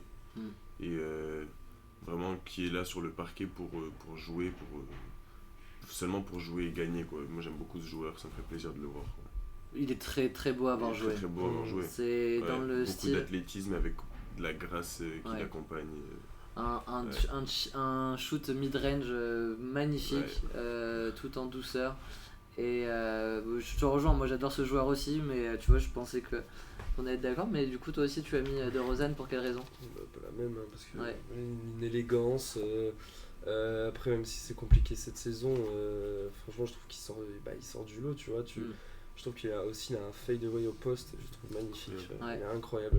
T'as l'impression que dès qu'il fait, ça va rentrer. Ouais. Je sais pas combien il a. rate rien. Ah ouais, c'est fou, hein. Distance, il rate pas du tout. Donc, Et puis c'est filoche, hein, c'est même pas. Donc, C'est pareil que KD en fait. donc voilà, et après, c'est aussi parce que je regarde les autres et je trouve qu'il mérite largement, amplement d'être parmi les deux là que j'ai choisi. Ok, moi Garland, parce que je pense que Cleveland mérite d'avoir 2 All-Stars dans leur équipe et que Garland accompagne magnifiquement bien Mitchell. S'il n'y avait pas le monstre Shai, pour moi il serait l'un des MIP de la saison, là, dans les joueurs qui ont le plus progressé, parce qu'il est en train de prendre une sacrée dimension. Darius Garland, c'est un mec qui tourne globalement aux alentours de 23 points par match, mais avec 14-15, des fois 18 passes décisives. Enfin, c'est hallucinant. Sans être le joueur principal de l'équipe. Exactement, c'est le soutien de Mitchell à la base. Donc c'est un très bon un très bon deuxième joueur d'effectif. Il accompagne très bien Mitchell et je voulais vraiment le mettre en avant dans mon équipe. Vous, tu l'as dans tes wildcards ou pas toi? Et toi, tu l'as pas du tout? Non. Garland, tu l'as pas du tout. Ok, donc on est 2 sur Garland, 2 sur DeRozan. Donc visiblement ça va prendre la direction de ces joueurs là avec Brown et ou Kyrie. Côté forward, messieurs, à l'est. L'est du coup, Embiid. Ouais. Moi j'ai Giannis du coup évidemment. Forcément. J'ai pris Bobby Portis. Bobby Portis. J'ai trop envie de voir Bobby. Bobby Portis. Non, parce que Bobby. Ok. Bobby, il faut pas l'oublier dans l'effectif de Milwaukee. Ah non, faut pas l'oublier. Il a une très grande importance. Et je pense qu'il mérite sa reconnaissance, quoi. C'est pas le type de joueur qu'on voit au All-Star Game. Ah non. Mais Bobby, j'aimerais bien le voir ici, quoi. Quel flow intersidéral avec c'est ses ça, avec yeux ses yeux sortis de l'orbite, ses lunettes de ski. Incroyable, toujours énergie à 150%. Ouais. Non, il est Okay. un rôle de fou dans la victoire de Milwaukee en finale. Et le troisième? Et le troisième, Julius Randle. Julius Randle. Embiid, Ouais. Randle ouais. et Siakam. Siakam, j'ai hésité avec Ok. Siakam aussi. Et moi j'ai du coup Giannis, Randle et Porzingis. Ok, ouais. Porzingis, j'ai C'est vu aussi, c'est intéressant parce qu'on est vraiment. Je pense que quand on va regarder globalement les listes qu'on a, on est à 2-3 joueurs c'est ça, ouais. d'avoir la même liste, mais il y a vraiment des belles différences parce que c'est des joueurs évidemment qu'on a tous pensé. Du coup, Randle c'est validé, on l'a tous les 3 pour le coup. Giannis, Embiid, et là encore on a un espèce de trio qu'il faut décomposer. C'est ça. Bobby Portis. J'aurais pu mettre Reggie Jackson en white guard. Donc, on a C'est bon vieux Bob. Le bon de Bob. on a Siakam. Allez voir, hein, pour ceux qui connaissent pas Bobby Portis, à quoi il ressemble, ce Ça vaut grand le coup, malade. hein, ça vaut le détour. Et Siakam et du coup Porzingis.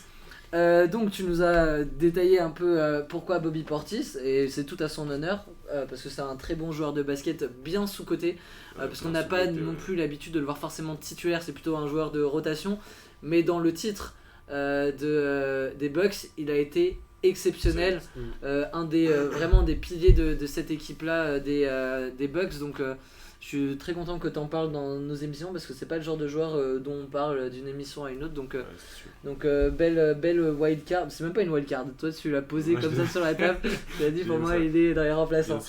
Porzingis d'un côté et Siakam de l'autre, deux très bons joueurs dans des équipes bien dégueulasses cette saison, désolé Toronto, hein. Mais c'est un peu ça, c'est vrai. C'est exactement ça. Vrai. Moi j'ai vraiment hésité avec les deux aussi. Pourquoi Siakam? Parce qu'il fait encore une saison très bonne. Il a fait à un moment donné, il a fait un match incroyable contre les Knicks où il met je sais plus une 50aine de points.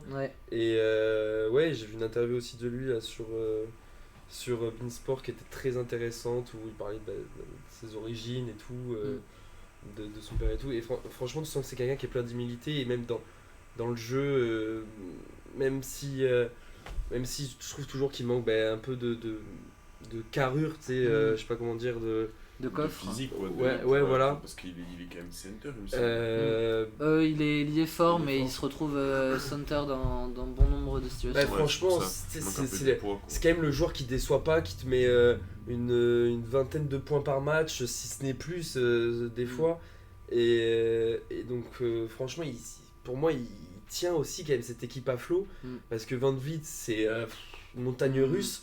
Il peut sortir un très bon match, mais pas non plus de masterclass, comme des matchs vraiment éclatés. Et heureusement qu'il est là pour maintenir cette équipe. Et du coup, pour ça, je l'ai choisi.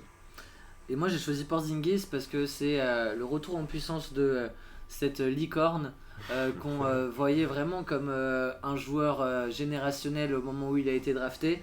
Il s'est cramé les ailes à New York.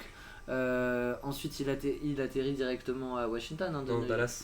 Dallas, oui c'est ça. C'est Doncic même limite qui le vire. Et c'est pareil, à Dallas ça apporte rien. Et là c'est renaissance de Porzingis. Alors il est bien aidé d'un Kuzma pour le coup aussi qui fait des belles choses à Washington. Alors ça perd, hein, Washington, c'est pas beau à regarder non plus. Mais pour le coup Porzingis redevient un bon joueur de basket et pour moi à le niveau All-Star. Est-ce qu'il peut prétendre au All-Star? On le verra à la suite des votes. Je pense qu'il est dans la conversation, en tout cas il est à la table de ceux à qui on pense.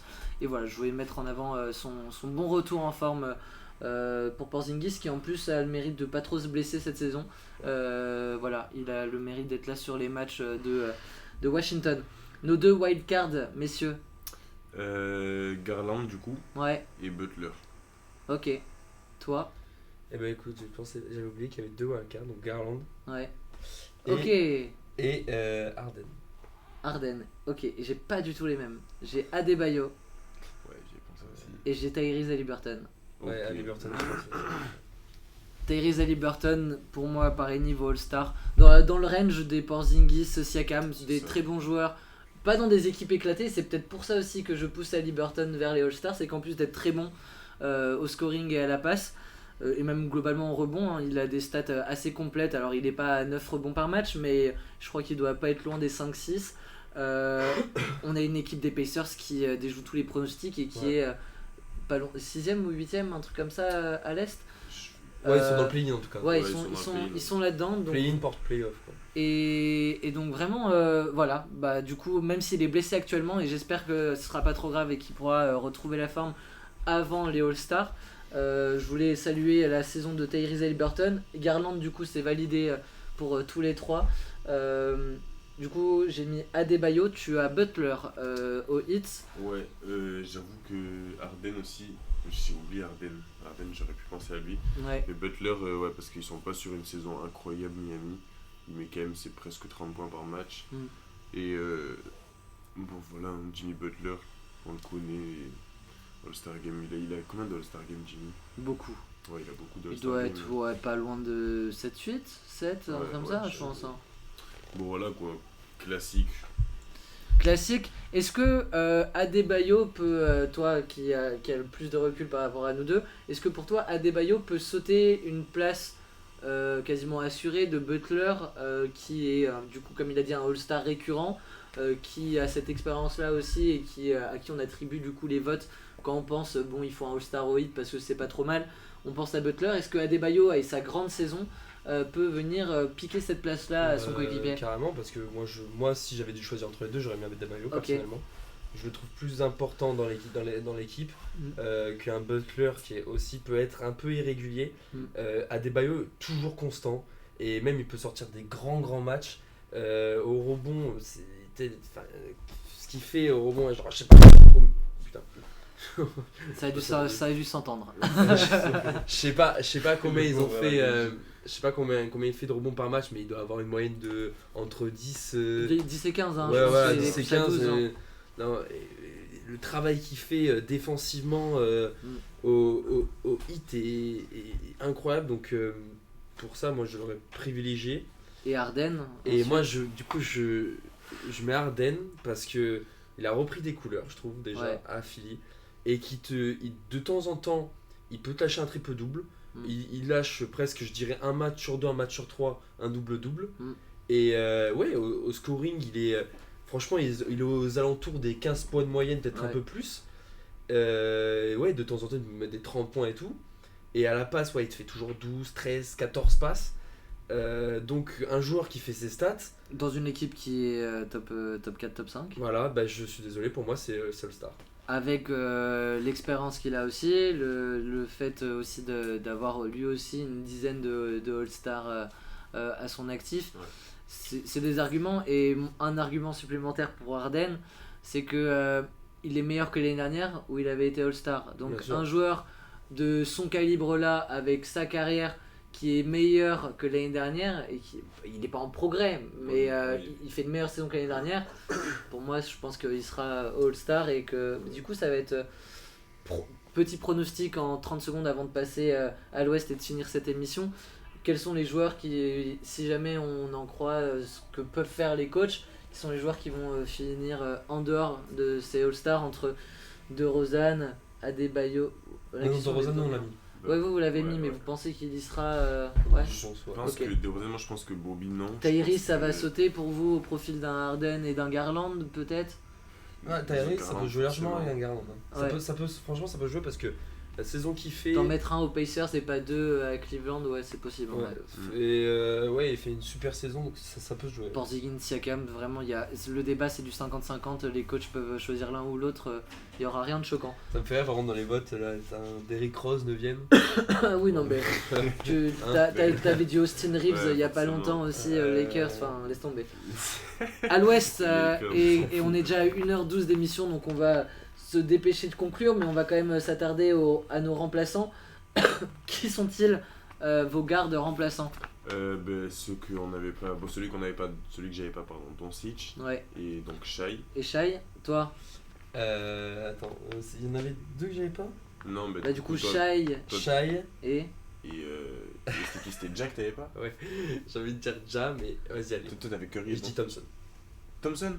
Non, allez, Shai et Ja. Qu'est-ce qu'il me fait? Ça va devenir un haters de Ja, lui. Le mec, je pense qu'il avait rien contre Ja. Et de voir un mec fanatique comme moi, il se dit faut doser. Non, j'aime bien quand il y a de la contrariété comme ça. Ce mec, il me le met pas dans les joueurs élégants lundi. Il me le met pas. Non, j'aime bien quand il y a de la contrariété. Non, en vrai. Il est deuxième à l'Ouest. C'est sûr. Si je mets les deux, mais.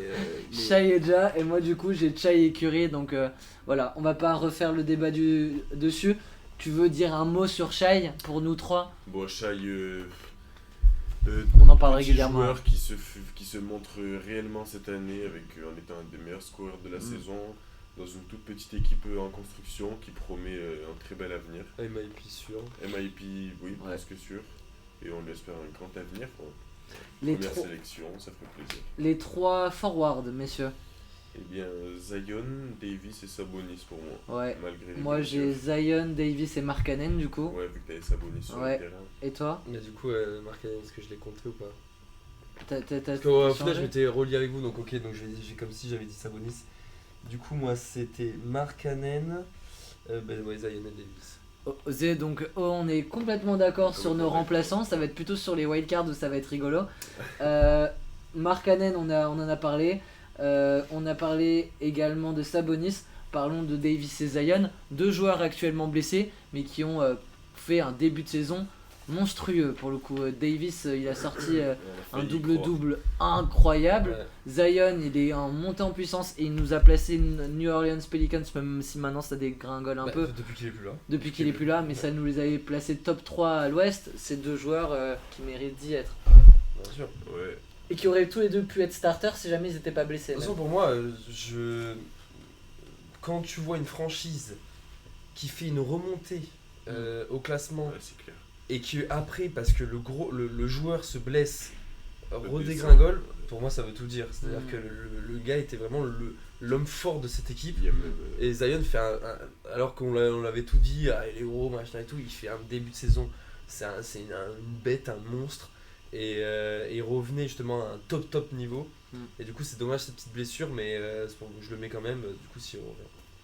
Ouais, mais c'est carrément ce que tu dis, c'est un argument qui est grandement pris en compte pour les votes du MVP. Hein. C'est la value d'un joueur, l'importance qu'il a dans son équipe, le pourcentage juste le plus-minus, le pourcentage de victoires qu'il y a quand il est là ou quand il est pas là, tout ça c'est grandement pris en compte. Et Zion, il l'a vraiment montré, c'est avec New Orleans sur la saison.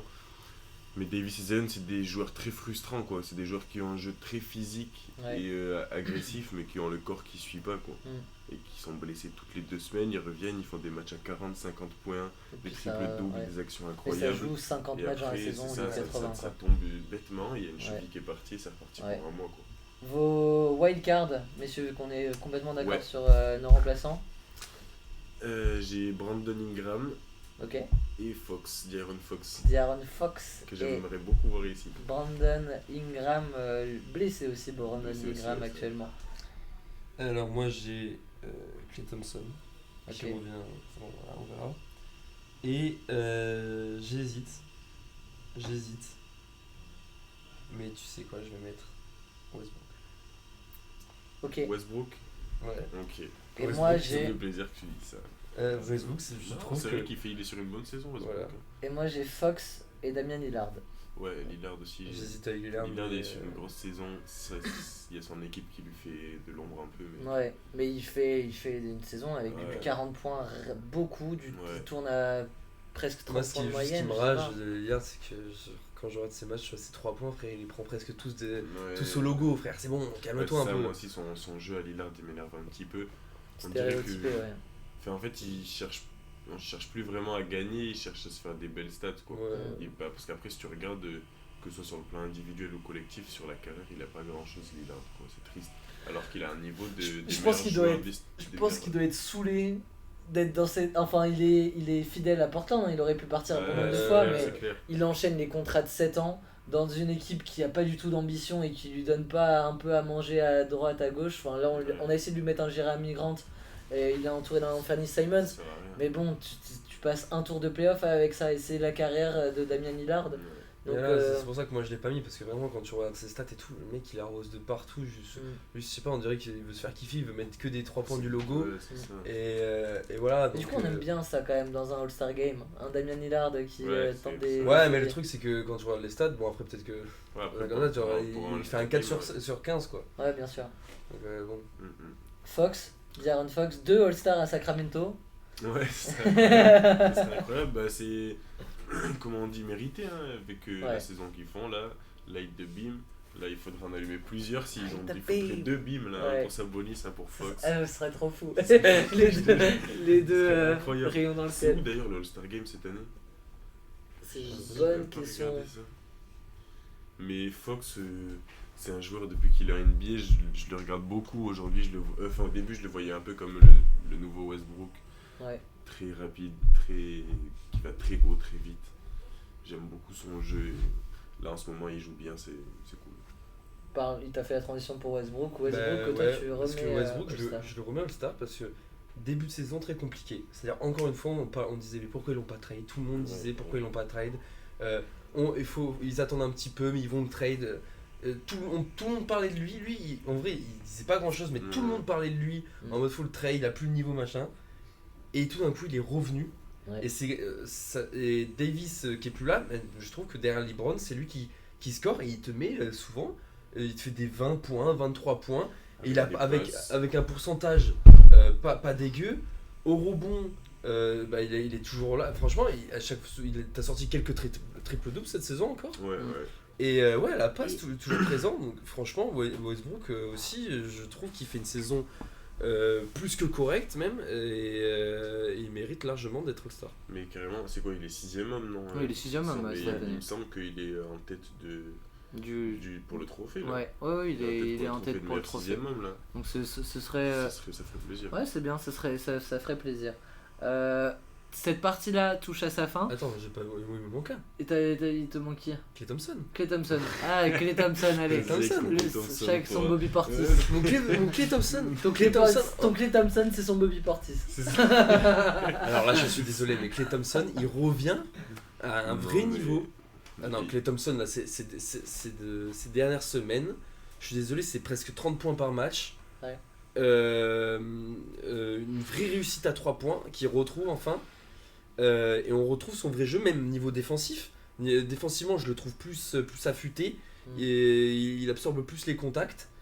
Et franchement, de ce qu'il montre là, ce dernier mois, et malgré quand même un début de saison où c'était compliqué, mais il faisait quand même des petites stats par-ci par-là. Mais là, quand le joueur, là, ces derniers mois, il te met 30 points presque par match, sauf un ou deux. Franchement, moi je trouve qu'il mérite d'être All-Star. Le seul truc moi qui me fait pas du tout mettre Klay Thompson dans le débat, c'est plutôt sur voilà, exactement. Ouais.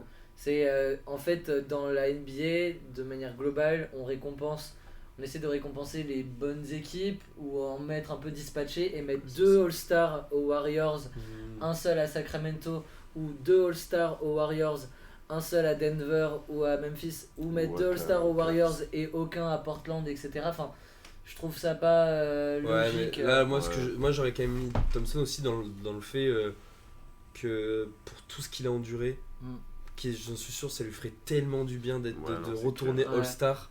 Bon, après, c'est un joueur spectaculaire, donc. Bien sûr, il revient là, mais j'en suis sûr que ça lui ferait vraiment tellement du bien de se retrouver All-Star. Je l'attends pour l'année prochaine, Klay. Ouais.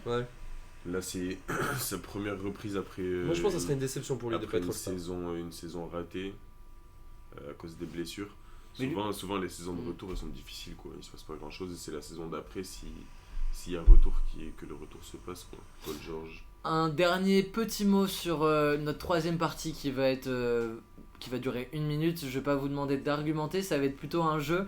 Je n'y participe pas pour le coup, mais 2 points sont en jeu. J'ai vraiment pas eu le temps de la préparer, donc vraiment c'est cadeau pour vous pour me rattraper. Attends, 2 points. Ouais, mais vu que je la joue pas. Vu que je la joue pas. Ouais, mais t'es loin. J'ai pris beaucoup trop d'avance sur le jeu des joueurs de la semaine. Alors après, l'avance, elle est aussi expliquée et justifiée par le fait que je présente toutes les émissions et que des fois, l'un ou l'autre ne peuvent pas être présents sur l'émission, mais on continue de jouer. Au pire, sinon, pendant que nous on donne nos arguments, tu regardes vite fait. C'est vite fait. Et je l'attends. Franchement, on a 178. Alors, petit argument parce qu'il faut vraiment qu'on conclue cette émission, messieurs. Contre quel match va-t-il dépasser Karim Abdul-Jabbar? On parle de LeBron James. Je crois qu'on s'est mis d'accord en plus. Ouais. On a dit tous les deux contre Oklahoma dans quelques matchs. Le premier match à domicile. On pense qu'il va faire un sort. Je crois que c'est. Attends. C'est quoi ça? C'est un peu plus haut. Mais non, parce que là mais c'est pas dans l'ordre. C'est même pas que Lakers. Bon, je crois que c'était le 4 février. Donc rendez-vous le 4 février pour qu'il dépasse. Moi je vous le dis parce que je pense il a 5 matchs ou 6 avant. Mais le truc c'est que je pense qu'il va en louper un. Il a un match contre Indiana et un match contre qui il a New York, il a Brooklyn, il a les Spurs, il a Indiana. Il me semble. Il y en a un autre, je sais. Boston, non? Il y a Boston dans la liste. Ouais. Il y a San Antonio, Boston, Brooklyn, New York, Indiana, New Orleans. Ah voilà. C'est New Orleans. Mais le truc, c'est que je pense qu'il va en louper un. Ils enchaînent 5 matchs à Ouais, domicile là. non, à l'extérieur. À l'extérieur. Et je Ouais. pense qu'il va en Non, louper c'est un. les matchs à domicile quand c'est comme ça. Non, je te jure, on a regardé, il y avait marqué le. Ok. Il y avait marqué Il me semble, hein, mince. parce que attends. Il y avait marqué le stade. Et là, normalement, si tu regardes. C'est... Ok. Et du coup, je pense qu'il voudra le faire. Enfin, je pense qu'il voudra le faire à domicile. Si tu fais à domicile contre Oklahoma. Parce que je le vois pas vouloir le. Pour moi, normalement, ça devrait tomber. Si il joue tous les matchs, ça devrait. Normalement, ça devrait tomber soit contre Indiana, soit contre New Orleans. Ouais, c'est ça. Mais j'en suis sûr qu'il va en louper un. Ouais. Pour pouvoir le faire à domicile. Ou Certainement sinon. pas à Indiana ou à New Orleans, quoi. Ou Non. si- À la limite, Non. à Ce New serait York. trop moche. C'est Ou ça, sinon- à New York, à la limite. Si vraiment- Indiana, t'imagines Je te le jure. record incroyable qui se joue à Indiana. Ou sinon, Respect hein, à l'Indiana. Sinon. Non, Putain. alors, Tout frérot de l'Indiana. L'Indiana, on passe le salut. Non mais vraiment, si vraiment ce moment légendaire se passe. Je te jure. ou sinon. Mais alors là, vraiment, ce qu'on en a parlé, tu vois, c'est si, imaginons le Il fait coach tout. et tout du Lakers, il fait, allez, vas-y, fais-toi plaisir. Tu Et prends en tous gros, tes tirs Il prend tous ses tirs jusqu'à et, New York. et jusqu'à New York, Mais et faudrait au qu'il en mette Madison combien Square maintenant Garden. Faudrait qu'il en mette combien 44 par match. 44. Bah Sur après, 4 matchs. ouais, Sur il peut quatre faire, il matchs. peut faire un, matchs. il peut faire un match si, à s'il arrive à 60. monter un match à 55. Et après, Franchement, il fait s'il des prend- matchs à s'il prend plein de 30, shoots, 26. S'ils ont. Faudrait arranger des matchs. Boston, ils laisseront pas Ouais, mettre que Boston. 50 Ouais, points. mais si les Lakers ont, Surtout que c'est au rien à TD. jouer. Brooklyn, ils surtout que laisseront c'est au pas. TD. Et là contre les non Spurs, plus. là contre les Spurs, le prochain match. C'est ça, Spurs, tu vois, il peut faire un gros match s'il se joue à fond. Mais après, c'est souvent contre les petites équipes qu'il n'y a pas forcément les grosses perfs, quoi. J'ai l'impression, souvent c'est contre les Non. Mais faut pas que ça tombe sur Indiana. Ouais, Franchement. il faut pas De que toute ça façon, je tombe. pense qu'il le sautera. Mais oui, c'est ça, il va dire C'est que c'est demain. s'il est à C'est 4, ça, c'est s'il ça. est à 4 points, Et même les il Pelicans. sautera Indiana. Et même les Pelicans. Ouais, qui- non, ouais, même New Orleans. Pelicans. En plus, avec des joueurs blessés en face et tout. Ouais, non, ouais. Donc, pour moi, Ça il va va- pas il trop va- ça va être, il va le faire à domicile. Oklahoma. Donc toi tu dis Oklahoma, Ouais. toi tu dis Je dis Oklahoma aussi. et si je dis Oklahoma, j'annule complètement le jeu. Non, si tu dis Oklahoma, bah je l'attends de New York. Tu attends de New York. Et ben tu sais quoi? Tu peux le dire le match après. Non, moi je vais dire Nouvelle-Orléans. Attends. Vas-y, si tu... comme tu choisis, il y en a un ou deux qui tentent New York, l'autre qui reste sur Oklahoma. On fait chifouiller pour savoir qui tente Eh, plus. vous savez quoi? Non, je peux tenter New York si vous voulez, si ça vous arrive une épine du pied. Ah, moi ça me. Non, toi tu es chaud pour le beau Moi, jeu? ça, ouais, ça me Ouais, dérange. ouais. C'est ça, c'est le beau jeu quoi. Moi ça me dérange. Moi je vais dire. Est-ce qu'il y a un back-to-back de. Non, il n'y a pas de back-to-back. Moi je vais dire la Nouvelle-Orléans. Et je l'espère pas, mais allez. Choisis qui. Enfin, tu choisis qui. Ah, Oklahoma ou New York? C'est ça.